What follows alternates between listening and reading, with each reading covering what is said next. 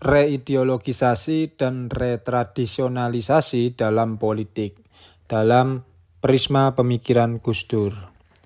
Tahun-tahun setelah Perang Dunia Kedua mengumandangkan sebuah perkembangan baru dalam percaturan politik, deideologisasi dalam lingkup sangat luas. Ideologi-ideologi besar di dunia harus memberikan tempat kepada pemunculan kehidupan politik tanpa ideologi. Kalaupun ideologi masih dipertahankan, ia hanyalah sebagai semacam formalitas yang tidak meyakinkan siapapun.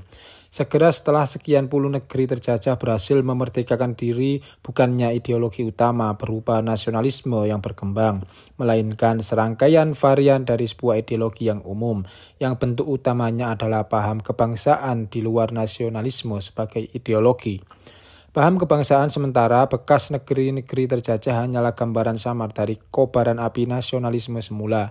Ia hanyalah sekadar kekuatan pengikat yang tak memiliki daya dobrak apapun. Kebangsaan seperti itu terlihat umpamanya pada nasionalisme Malaysia. Segera setelah angkatan pemimpin berorientasi kepada Inggris memegang tampuk pemerintahan seperti Teuku Abdurrahman Putra. Kalau diluaskan jangkauan paham kebangsaan seperti itu, maka ia dapat dilihat di hampir semua benua. Di Mesir, nasionalisme yang membakar Urabi Pasha tinggal bingkai tanpa isi belaka. Ditahan serangkaian politisi yang mengabdi Raja Farouk menjelang pemakzulan pada tahun 1953 oleh gerakan Opsir Merdeka di bawah pimpinan Gamal Abdul Nasir. Memang kemudian Nasir berhasil menggemakan kembali secara lantang paham kebangsaan itu dalam kuasi ideologinya nasionalisme Arab atau yang disebut sosialisme Arab secara formal. Namun ternyata kematian Nasir juga berarti kemunduran semangat kebangsaan di Mesir. Terbukti dari penampilan sangat lemah paham itu di bawah pemerintahan Anwar Sadat hingga saat ini. Melemahnya semangat kebangsaan itulah yang antara lain membuat mudah pendekatan antara Mesir dan Israel tanpa mengindahkan perasaan negara-negara Arab lain dengan tidak bermaksud merendahkan arti penting dari tercapainya langkah pertama ke arah perdamaian yang lebih lestari di Timur Tengah. Namun jelas sekali langkah itu sendiri tidak akan dapat dilakukan jika nasionalisme Arab dari era Nasir masih memiliki daya dobrak penuh. Pelacakan seperti ini masih dapat dilakukan atas melemahnya semangat kebangsaan dari era nasionalisme ideologis untuk diganti oleh paham kebangsaan yang serba praktis dan sempit jangkauannya. Di negeri kita demikian juga keadaannya. Era nasionalisme dari dasawarsa 30-an dan 40-an abad ini dalam tahun-tahun 50-an tampak jelas sekali menurun, walaupun masih cukup kuat untuk mendorong penyelenggaraan konferensi Asia Afrika di Bandung dalam tahun 1955. Sementara postur Indonesia sebagai biang nasionalisme masih ditampakkan dengan nyata dalam forum-forum internasional. Di dalam negeri bermunculan gerakan separatis yang hanya dengan susah payah dapat dipatahkan. Merosotnya peranan ideologi. Nasionalisme lama itu perlahan-lahan mundur, digantikan oleh perbenturan antar golongan dan antar kelompok. Bahkan upaya darurat Presiden Soekarno untuk menolong semangat kebangsaan kita dari pemudaran dalam bentuk Dekret 5 Juli 1959 yang memberlakukan kembali UUD 1945 setelah kemacetan di Konstituante. Untuk disusul dengan demokrasi terpimpin, tetapi tidak dapat menolong memudarnya nyala api nasionalisme itu. Segala macam usaha seperti pemaduan berbagai ideologi dalam slogan Nasakom guna merangsang semangat kesatuan yang akan mendukung persatuan nasional dalam arti yang dalam, akhirnya hanya berkesudahan pada kemacetan ideologis yang dicoba diatasi dengan menciptakan ancaman bahaya dari luar, yaitu neokolonialisme, dan sebagainya. Paham kebangsaan yang berwatak negatif yang dihasilkan oleh cara-cara untuk menolong keadaan itu akhirnya tidak dapat menahan proses irrelevansi itu. Setelah Orde Baru muncul, paham kebangsaan itu akhirnya disubordinasikan kepada sesuatu yang sama sekali tidak ideologis. Pembangunan ekonomi sebagai kuasi ideologi menghasilkan teknokrasi yang secara umum memang bebas ideologi. Bahkan dalam lingkungan nasionalisme yang bertradisi sangat kuat sekalipun, seperti India dengan berbagai manifestasi ideologis dari paham kebangsaan yang agung, dari Satyagraha dan Swadesinya Gandhi hingga militansi dari sosialisme demokrat yang dikembangkan Nehru. Memudarnya ideologi itu tidak dapat dicegah.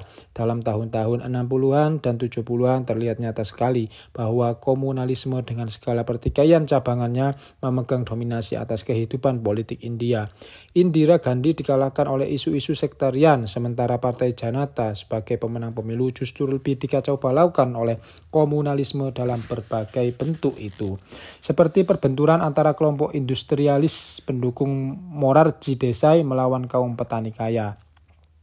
Setelah memenangkan kembali pemilihan umum, Perdana Menteri Indira Gandhi justru terbenam lebih jauh lagi ke dalam masalah-masalah komunalistik itu, sehingga tidak ada jalan lain kecuali menindak berbagai minoritas di India dengan kesudahan dia sendiri dibunuh oleh para pengikut gerakan separatis Sikh yang diwarisi oleh Rajiv Gandhi dari tradisi nasionalisme India yang agung di masa kakeknya. Tinggal satu bentuk manifestasi saja, yaitu kepemimpinan dalam gerakan non-blok. Bahkan ada bahaya bahwa lompatan ke arah teknologi maju dan ilmu pengetahuan lanjut yang dikejarnya justru akan lebih memudarkan ideologi agung itu. Di benua Afrika, keagungan tradisi kebangsaan dari Kwame Nkrumah segera disusul oleh kuatnya gerakan-gerakan separatis di satu pihak dan kecenderungan teknokratik di pihak lain. Nigeria yang hanya sedikit membuat pencarian ideologis di bawah Perdana Menteri Sir Abu Bakar Tafawa Balewa segera tertelan oleh perang saudara melawan Biafra, dan hingga kini secara ideologis masih banyak dirongrong oleh masalah-masalah sekunder. Hanya di Angola dan Mozambik, tekanan kepada ideologi terasa besar sejak kemerdekaan dicapai. Dan akhir-akhir ini Zimbabwe. Terobosan spektakuler Julius Nyerere di Tanzania untuk mengembangkan paham kerakyatan sebagai ideologi yang kuat dengan gerakan Ujamaa yang dipopulerkan ke seluruh dunia, akhirnya hanya sampai kepada kepudaran cahaya belaka. Di Amerika Latin, tokoh-tokoh nasionalis seperti Kubitschek hanya dapat muncul sekali untuk kemudian digusur oleh kudeta militer, sebagaimana halnya tokoh-tokoh sosialis seperti Allende. Masih menjadi pertanyaan apakah ideologi yang gamblang seperti sosialisme dapat memenangkan pertarungan damai melalui pemilihan umum, walaupun kemenangan Alfonsín di Argentina dan Garcia di Peru masih memungkinkan munculnya situasi ideologis yang kuat. Secara keseluruhan, kenyataan akan merosotnya kedudukan ideologi di kalangan negara-negara Amerika Latin menunjukkan kenaikan peranan kuasi ideologis seperti pragmatisme, teknokratisme, dan regionalisme. Merosotnya peranan ideologi di kalangan negara-negara dunia ketiga pada umumnya berlangsung cukup lama, yaitu sekitar 2 dasawarsa. Banyak dilakukan percobaan dengan bentuk-bentuk baru pengaturan masyarakat, minimal dalam bentuk pengaturan kembali keseimbangan politik dalam negeri. Sebuah aliansi baru muncul secara merata di hampir semua negeri sedang berkembang, seperti antara kaum profesi, birokrat pemerintahan, dan militer. Bahkan di India sekalipun yang dianggap sebagai negara sedang berkembang paling demokratis dan konsisten kehidupan demokrasinya, kaum politisi kawakan digeser kedudukannya oleh aliansi internal dalam tubuh Partai Kongres Satu yang memerintah antara kaum profesi dan birokrat pemerintahan. Dan jelas sekali kelompok militernya mendukung aliansi seperti itu, walaupun tidak campur tangan langsung dalam kehidupan politik. Persetujuan kepada aliansi kaum profesi birokrat pemerintahan itu tertuang dalam dukungan terhadap program penciptaan industri militer yang semakin hari semakin kuat, dengan orientasi kepada ekspor senjata di kemudian hari.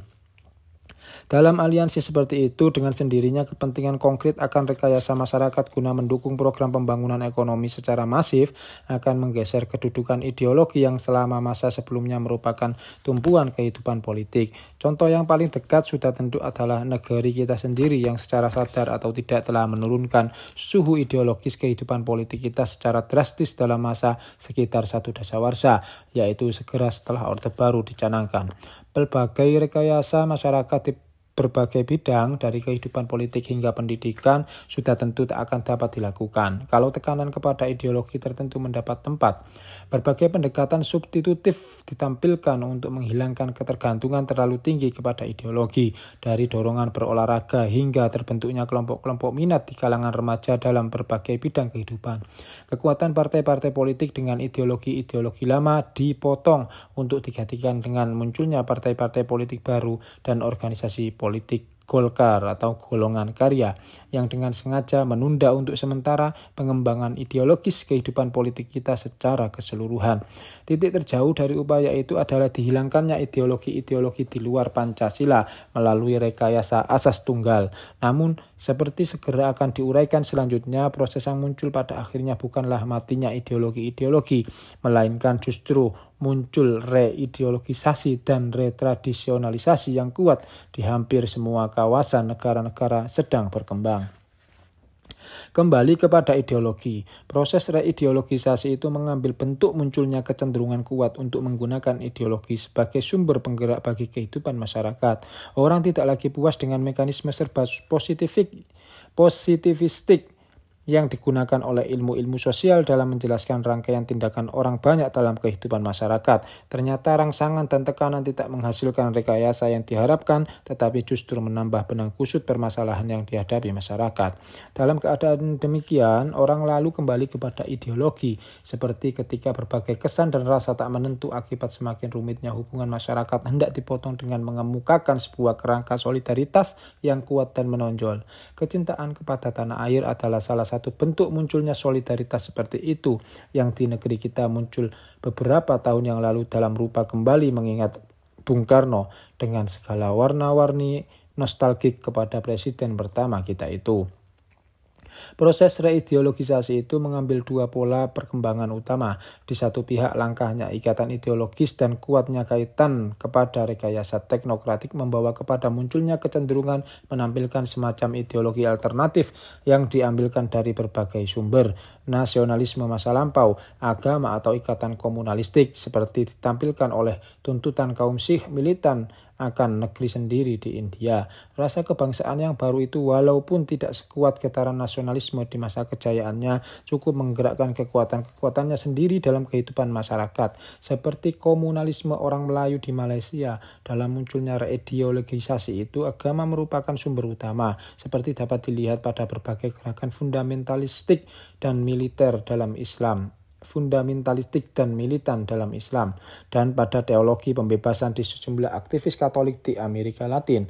Untuk melawannya, sistem kekuasaan yang harus menghadapi munculnya ideologi alternatif itu lalu membuat refleksinya sendiri atas ideologi formal yang telah diterima semula, dan dengan cara demikian menegaskan kembali arti ideologi yang sudah mapan. Penemuan kembali ideologi yang sudah mapan tetapi hampir dilupakan merupakan manifestasi utama dari sejumlah negara berkembang, termasuk dengan munculnya kembali minat kepada dimensi-dimensi dan berbagai aspek Pancasila di negeri kita. Penegasan kembali itu dilakukan dengan berbagai upaya untuk memantapkan ideologi yang sudah mapan itu, seperti terlihat dalam berbagai penataran P4 dan kewaspadaan nasional di negeri kita saat ini. Pola pemantapan ini memerlukan ideologi sebagai sebuah keutuhan pandangan dan cita-cita yang menghimpun semua kekayaan hidup bangsa dalam sebuah kekuatan dahsyat guna mempertahankan negara dan mencapai tujuan pembangunan ekonomi serba pragmatik yang sedang dijalankan. Dengan demikian, ideologi negara mendapatkan kedudukan luar biasa kuatnya dan biasanya dimantapkan dengan menggusur paham-paham lain dari posisi ideologi masing-masing. Paham pemikiran, agama, dan rasa kebangsaan diperkenankan untuk berkembang, tapi harus berada di luar kerangka ideologi formal negara. Posisi seperti itu dengan sendirinya lalu membawa kepada kebutuhan menampilkan tradisi kultural yang telah ada, guna memungkinkan pemberian otentik kepada ideologi formal yang ada sebagai pengejawantahan nilai-nilai yang telah ada sejak dahulu. Kebangsaan dinyatakan dalam bentuk munculnya tradisi lama yang dicoba dihidupkan dengan berbagai cara, seperti berbagai adat daerah yang dicoba untuk ditopang kelestariannya dengan berbagai cara. Di pihak lain, proses reideologisasi muncul dalam bentuk sangat kultural, yaitu ketika serangkaian nilai oleh masyarakat dicoba disusun untuk membentuk ideologi yang lengkap dan utuh. Nilai-nilai Islam yang telah lama menjiwai kehidupan kaum muslimin di Indonesia umpamanya dicoba dihidupkan kembali secara bulat dan utuh, dan ini mau tidak mau lalu membawa kepada kebutuhan kerangka ideologis. Mungkin ideologinya tidak berupa ideologi politik, tetapi ideologi kultural. Seperti desakan untuk menciptakan masyarakat Islam yang tuntas, yang di dalamnya nilai-nilai Islam berkembang secara penuh tanpa penyimpangan atau distorsi apapun. Proses yang seperti ini juga memunculkan retradisionalisasinya sendiri, yaitu ketika tradisi masa lalu direkatkan dan dikaitkan satu sama lain dengan sebuah kerangka tradisi yang utuh antara tradisi dan ideologi. Walaupun hanya ideologi kultural, lalu terjadi kaitan simbiosis untuk saling mendukung dan saling menguatkan. Kasus jilbab beberapa waktu yang lalu jelas sekali terkait dengan kecenderungan kuat kepada Islam sebagai ideologi kultural yang mulai muncul di negeri kita dalam tahun-tahun belakangan ini. Perjalanan waktulah yang akan mengungkapkan bagaimana kelanjutan interaksi antara kedua macam ideologi yang formal mantap dan yang kultural itu. Akan mampukah diramu kesadaran ideologis baru dari proses reideologisasi yang bersimpangan jalan itu? Ataukah justru masalahnya akan berkembang kepada sebuah konfrontasi terbuka seperti terjadi di Amerika Latin, India, atau kaum Sikh melawan pemerintah pusat, dan Iran, atau reideologisasi Islam melawan reideologisasi keagungan Persia? Masa lampau, sejarah, juala yang akan memberikan jawaban.